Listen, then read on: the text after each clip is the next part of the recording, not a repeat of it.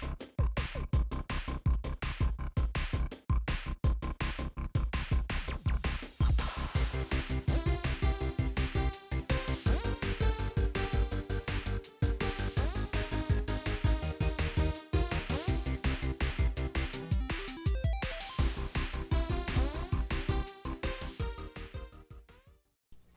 everyone, welcome back to the channel, and today in this video we are going to be taking a look at these two vintage keyboards that I picked up in that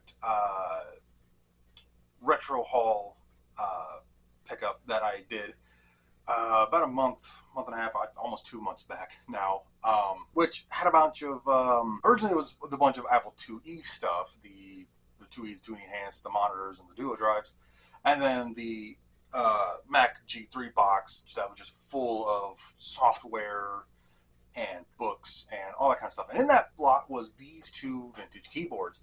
One of them is an NMB AT style keyboard, which should work. Most of the AT keyboards that I've come across, with the exception of one, has just worked. I mean, AT keyboards are pretty reliable. But the other one is this Focus Electronics FK6000.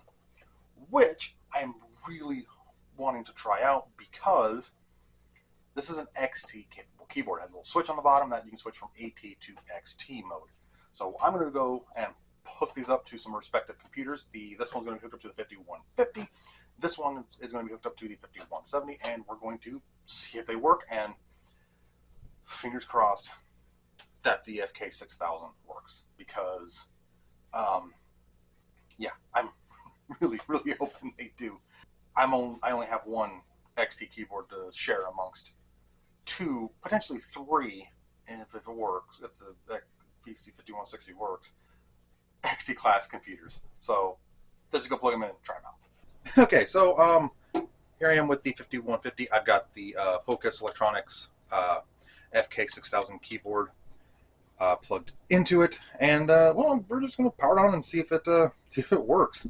And ideally it will work, because before this OmniKey 101 here is the only XT working XT to AT switchable keyboard that I have. So between the Turbo XT 5150 and 5160, which is going to be restored here sometime this winter, I only realistically have one keyboard, which is kind of annoying. So hopefully this works, so I'll have two. And yes, there's an XT to AT adapter on TechSelect's website, which I need to try out. I would love to try that out at some point, but that's a future thing. So while we're at it, I mentioned this earlier, we're going to try out this IBM DOS floppy that was in that prior retro haul that had a bunch of Apple II stuff primarily, but there was some PC floppies, and this one just says IBM DOS, so we're going to pop it in and see what version of DOS it is. So we're going to pop it in and see what version of DOS it is. All right. Hopefully no keyboard errors. I have a blinking cursor. I'm going to turn this light off. And unfortunately, I'm going with floppy for this, because my XT IDE adapter here no longer is reading my CF cards. Hey, and no keyboard errors. So, uh-oh. That's not good. What about this enter key? Okay, that one works.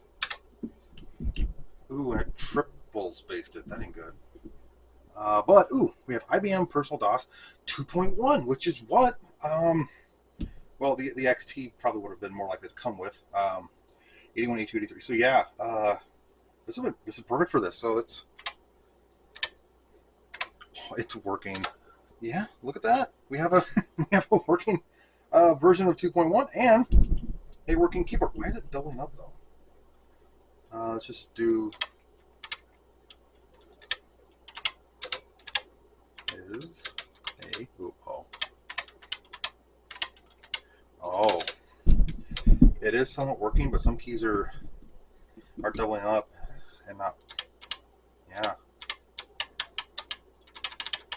Seems like the more I use it, the better it gets, though.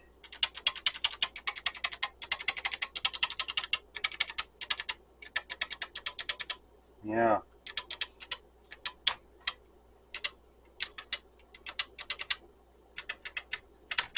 Yeah, some keys are...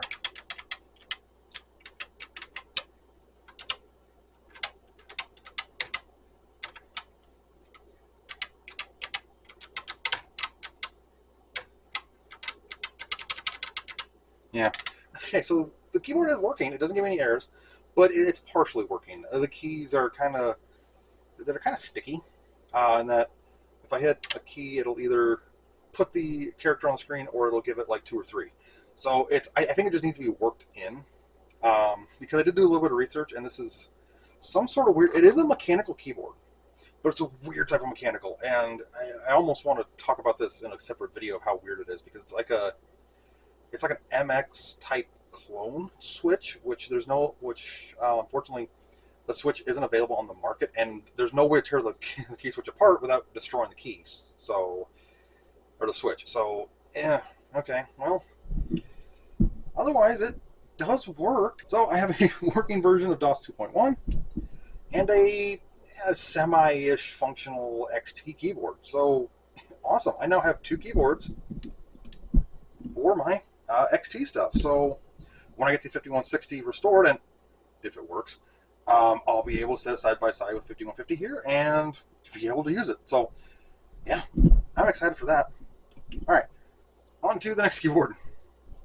All right, so here we are in front of the 5170 here with the NMC, or NMB keyboard, I'm sorry.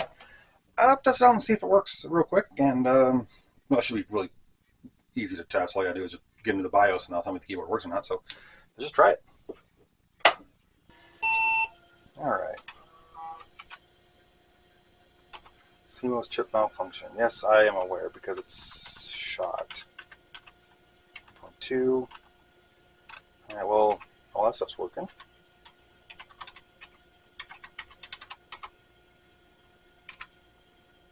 The keyboard's working because I didn't get an error and it's let me update the BIOS, so far so good. Yeah, I really need to put a new battery back in here for the CMOS. I'm hesitant to, because the last time I put one in, it still leaked. Starting DOS. Oh yeah, IBM version 6.22, IBM 5170 PCAT. Yeah. Alright, this is a test of the keyboard. Back in, yeah. Quick brown fox jumped over the dog. Yeah, keyboard's fully working. Oh, that's awesome. So now I have another keyboard to work with the 5170. And I say another one because I do have several AT style keyboards, but there's a certain one that I like to use with my 46, and I kept having to switch around with this and that one, and I have a working keyboard for this. I'm not really happy. So awesome. All right, well, this was a fun little video. Oh yeah, this ended up being really cool and informative, actually. So the NMB keyboard worked flawlessly on the 5170. All the keys worked, responded correctly. The function keys and numpad keys, everything just worked. It's awesome. I have another fully working AT keyboard now, which, yes, I have about half a dozen of them so far. I think one doesn't work. I think a couple of the keys don't work, but it's a membrane style, so there's no way to fix it. It's really nice to have AT keyboards around, especially for the AT, the 5170, the 36, the 46, the Socket 7 build that I just did, any Socket 5 stuff I might do, Super Socket 7, which actually I think those would be PS2 era. I don't think I have an AT class Super Socket 7, but anyway, you get the point. Having a working AT keyboard is really nice. And yes, there's PS2 to AT adapters and that kind of stuff, or USB to PS2 to AT, and yes, it works, but sometimes it's just better to have a fully working of the era AT keyboard. The surprising one is the FK6000, the XT one. It seemed to work. In fact, the more I used it, the more it seemed to get a little bit better, but it still suffers from some sticky keys not working, and key bounce, which would be a big problem if I was doing any word processor stuff on that computer, which I haven't done yet. But obviously I want to use that computer for some early 80s productivity software in the future, like Lotus or WordStar or anything like that. And it might also affect some gaming stuff might have to do in the future with stuff like Adventure, Zork, King's Quest. That if I don't know if it actually will run on that now that I say King's Quest, but you get the idea. A partially functioning keyboard is kind of an annoyance, but it is still a working keyboard. It doesn't give any errors when it boots up, so that's a positive thing. So hopefully it's just one of those things where the more I use it, the better it's going to be. Because I did do a little bit of research, and it's probably going to be its own separate thing that I talk about later, because it uses a weird type of switch. I think it's like an MX clone switch. It has a really weird mechanical. It's a mechanical keyboard. It's a really weird mechanism, and realistically, the only way to even attempt to clean it is to tear the switch apart, which effectively breaks it, which is not something I want to do. But regardless, I still have a working XT keyboard, and if it still bugs me or it gets worse, I have a working AT keyboard. I can just get an AT to XT adapter. There are some on, I believe it was TechSelect's website. If I could talk. TechSelect's website, they have an AT to XT converter, which I can use basically any AT keyboard and it'll work on an XT class machine, which I might actually end up picking up at some point. But with all that being said, I want to thank you all so much for watching this pretty short little video here. Yeah, it's just me testing out some keyboards with the 5150 and the 5170, but it is something I've been wanting to at least get done. It is on my to-do list of stuff to chip away at, some of this little piddlier little project stuff, because I do have some larger videos coming out in the future that's going to be way longer than just 10-15 minutes, and I want to kind of space those out with some smaller, shorter videos to not clog up my channel with hour and a half long restorations or reviews or whatever have you. I do have some videos coming out in the future that do involve the 5150, including a hard drive solution, and maybe doing something with a printer, because I do want to. I have a neat idea of what I could do if I can get a printer working for the 5150. In fact, I think I have an idea for that, and it's sitting right over there. And I also have some retro game stuff coming, because I finally broke down and bought a new composite capture card. So now I can capture some retro gameplay and do some reviews on some games. Finally, that I've been wanting to do that for a while now.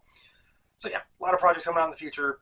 Trying to chip away some of it with some little pillar videos like this. If you've ever used one of the FK6000 or any of the, I actually don't remember what the key switch was. It was like the, so it started with an F and it was like MX or MA. I'll have to, when I edit this video, I'll add in what the key actually is. If anyone's ever used a key like that, or a keyboard like that, and knows that, oh hey, yeah, it's just this switch, desolder and resolder in, because I would love to replace those switches if I could, even if it's going to be a huge ongoing desoldering, soldering project. It'd be a lot of fun, actually. Put everything down in the comments, and I'll see you all in the next video.